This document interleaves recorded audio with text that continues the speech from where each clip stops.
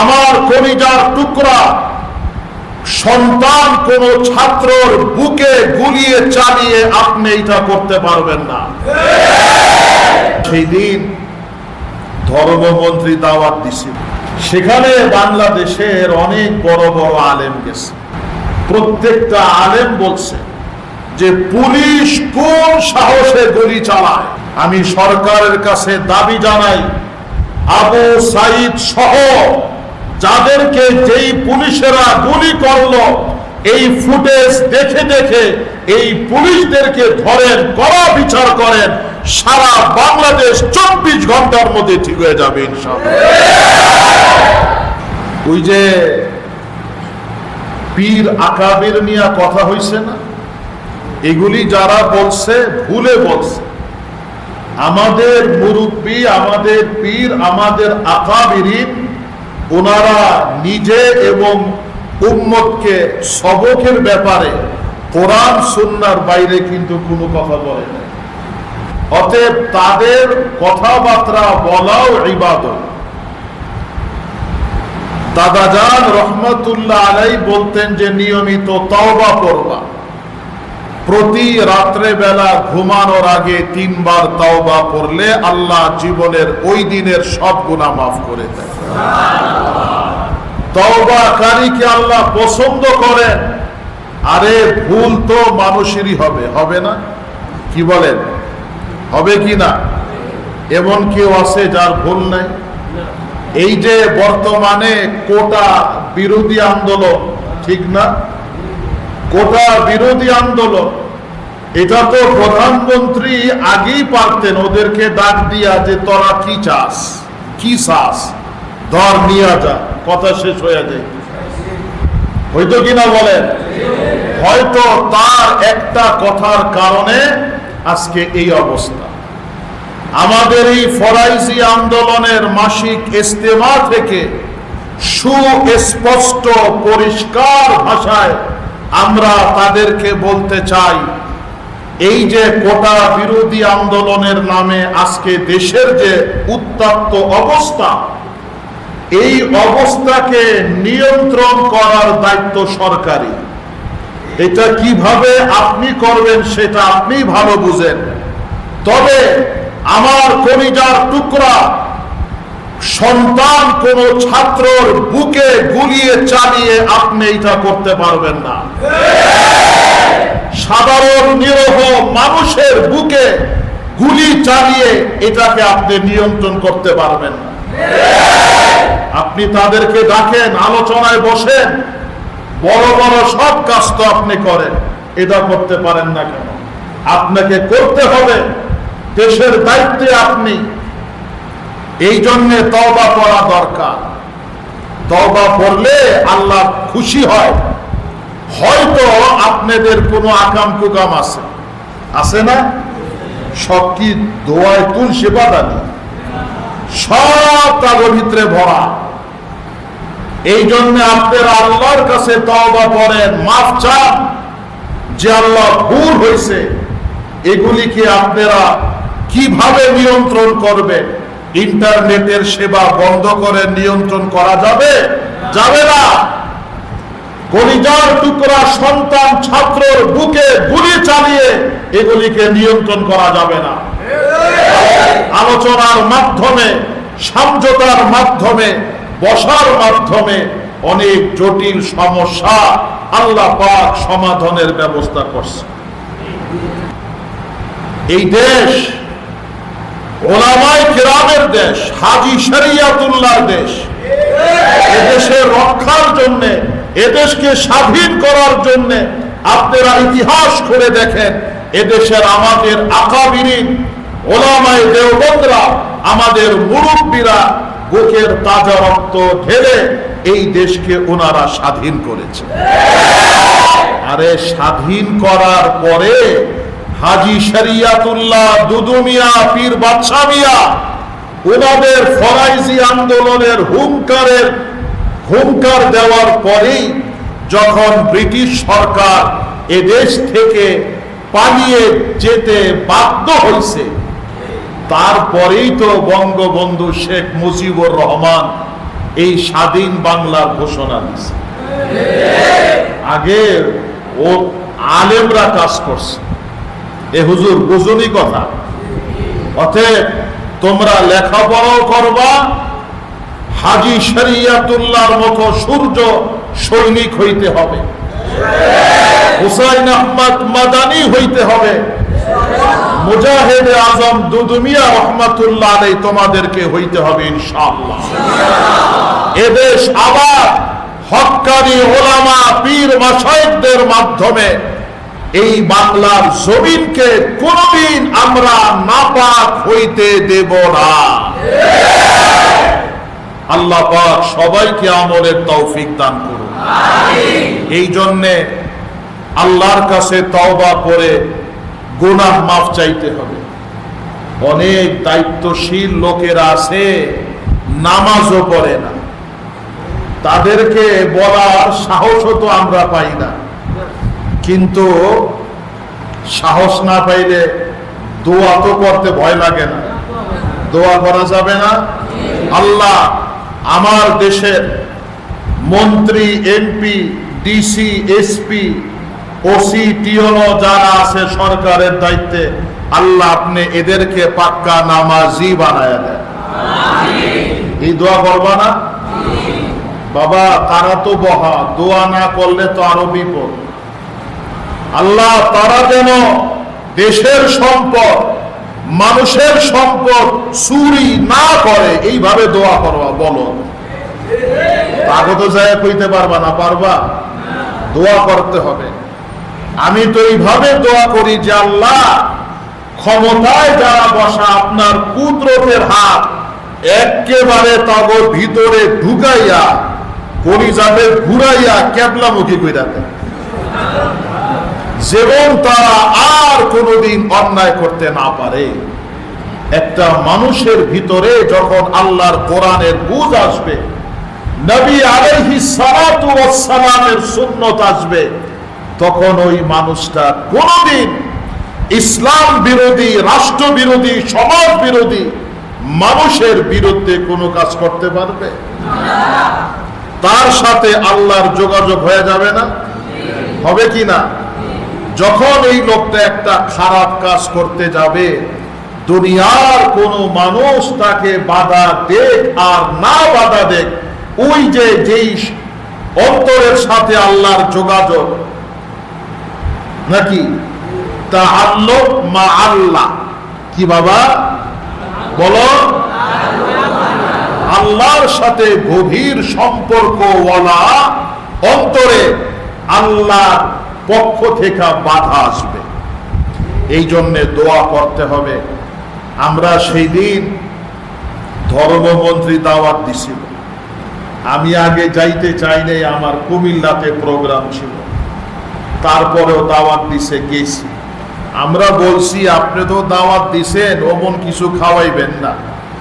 এই দাওয়াত যদি আমার কোনো গরিব মুরিদের বাড়িতেও খাইতাম তো আপনার থেকে ভালো খাবার খাওয়াই।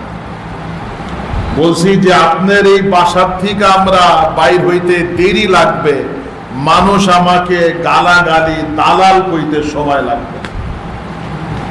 সেখানে বাংলাদেশের অনেক বড় বড় আলেম গেছে, তারা মন্ত্রীরে যেইভাবে জোরালো কথা বলছে, এইগুলি কিন্তু কেউ জানে না। জানলো যে হুজুররা কেন? প্রত্যেকটা আলেম বলছে যে পুলিশ কোন সাহসে গুলি চালায়।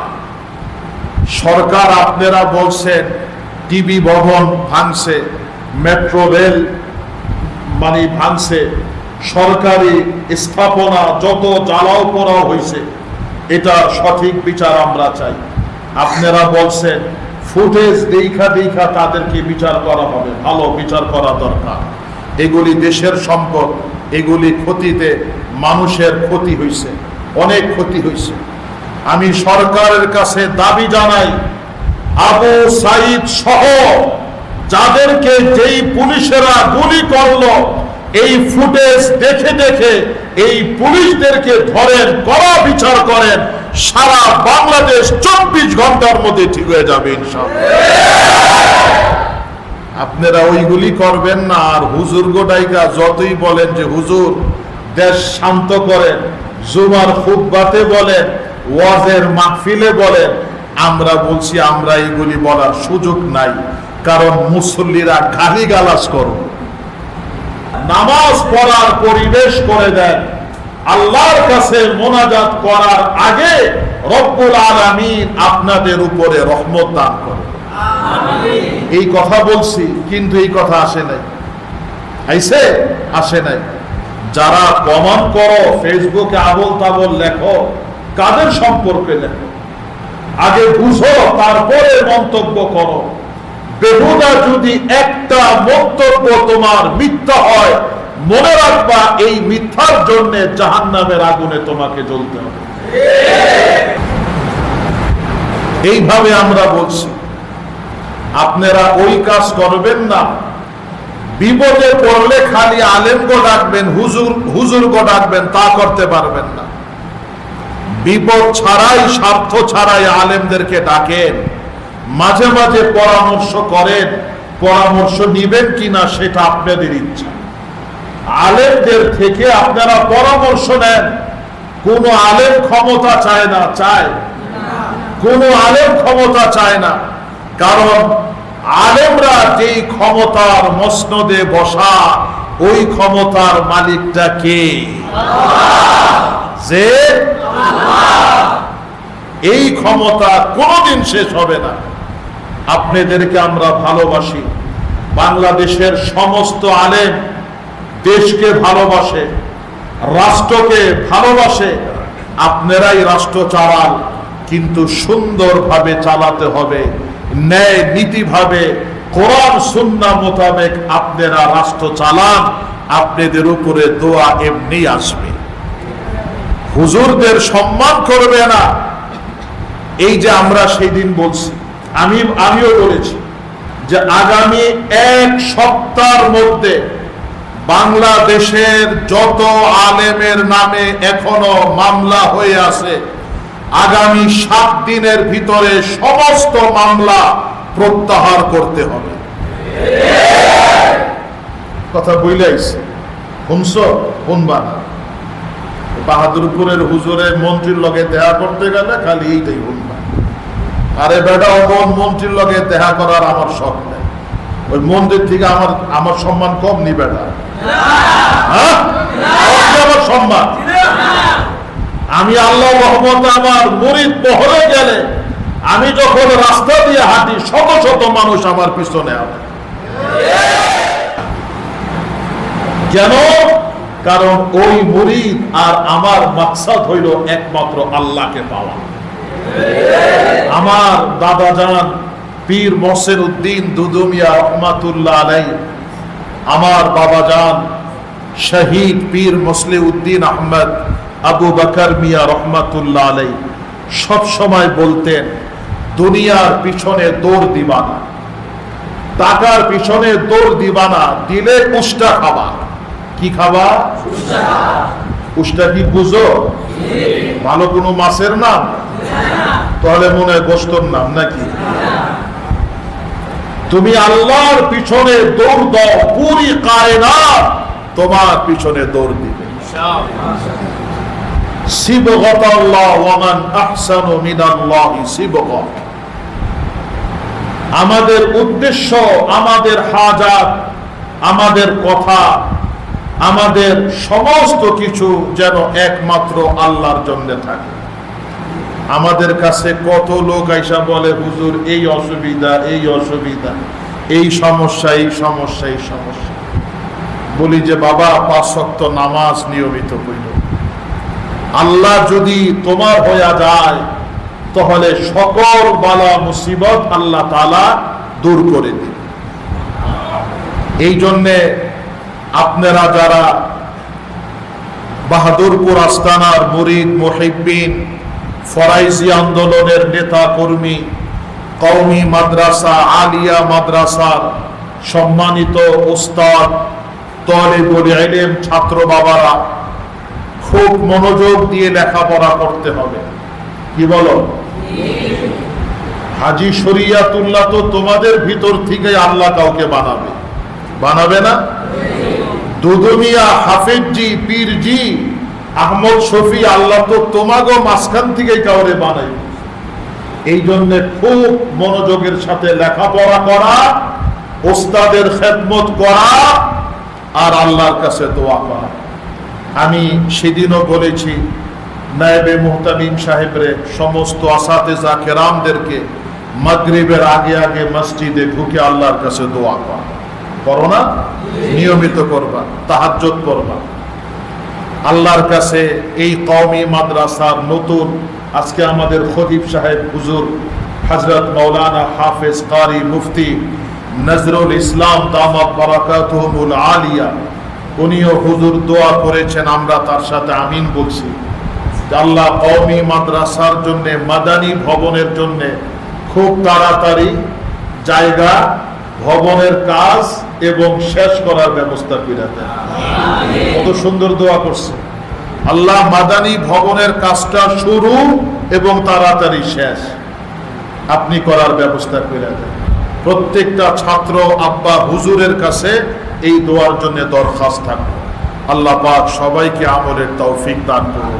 আল্লাহ আল্লাহ আল্লাহ আল্লাহ আল্লাহ আল্লাহ আল্লাহ আল্লাহ আল্লাহ আল্লাহ আল্লাহ আল্লাহ আল্লাহ জাল্লা জালালুহু আম্মা নাওয়ালু ইয়া যাল জালালি ওয়াল ইকরাম।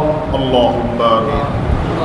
الحمد لله رب العالمين والصلاة والسلام على رسوله الكريم وعلى آله وأصحابه أجمعين. أستغفر الله ربي من كل ذنب وأتوب إليه. لا حول ولا قوة إلا بالله العلي العظيم. لا إله إلا أنت سبحانك إني كنت من الظالمين. حسبنا الله ونعم الوكيل، نعم المولى ونعم النصير. بسم الله الذي لا يضر مع اسمه شيء في الأرض ولا في السماء وهو السميع العليم. اللهم أجرنا من النار، اللهم أجرنا من النار. اللهم إنك عفو تحب العفو فاعف عنا يا كريم. اللهم إني أعوذ بك من البرص والجنون والجذام ومن سيء الأسقام. يا إله العالمين আপনার নবীর পাক কদম মোবারকের উসিলায় জীবনের সমস্ত গুনাহ মাফ করে দিন। আমাদের ভেতর থেকে যাহাদের বাবা মা, দাদা দাদি, নানা নানি, শ্বশুর শাশুড়ি, এই তিন বংশের যত আত্মীয় স্বজন মারা গেছেন সবাইকে মাফ করে দিয়ে।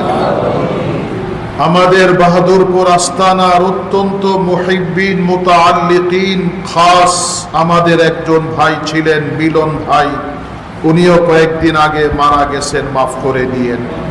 আল্লাহ আমাদের বাহাদুরপুরের আরেকজন মুহিব্বিন মুতাআল্লিকিন খাস ভাই ছিলেন ডাক্তার বাবুল ভাই, অল্প কয়েকদিন আগে উনিও মারা গেছেন, ওনাকেও মাফ করে দিয়েন।